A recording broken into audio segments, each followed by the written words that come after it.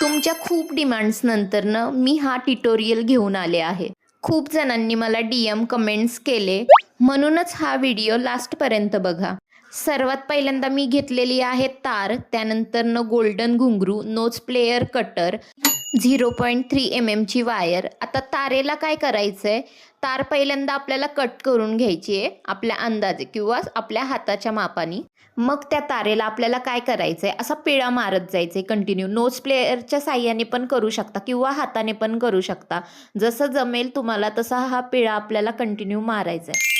त्यानंतरनं अशा पद्धतीने ही तार दिसते पिळा करून झालेली. मग त्या तारेला थोडा राऊंड शेप देऊन दोन्ही टोकाच्या तारा कटरने कट करून घ्यायच्या आहे. मग आपल्याला नोज प्लेयरच्या साह्याने नथला जसा राऊंड करतो तसा आतल्या साईडला राऊंड करून घ्यायचा आहे दोन्ही साईडला. मग त्या तारेला बांगडीसारखा आकार द्यायचा आहे. एखादी कुठली तरी वस्तू आपल्याला राऊंड बघायची आहे, त्याने राऊंड करून घ्यायचा. मी 0.3 mm च्या वायरचा जो बेस होता त्यानेच राऊंड केला. मग थोडं हाताने ॲडजस्ट करून घेतलं. मग हा बांगडी बेस तयार झाला. आता आपल्याला 0.3 mm च्या वायरने बांगडीच्या बेसला घुंगरू अटॅच करायचे आहे. 0.3 mm च्या वायरमध्ये 5-6 घुंगरू टाकून घ्यायचेत आपल्याला गोल्डनवाले. तुम्हाला जास्त टाकायचे असेल तर तुम्ही जास्तही टाकू शकता.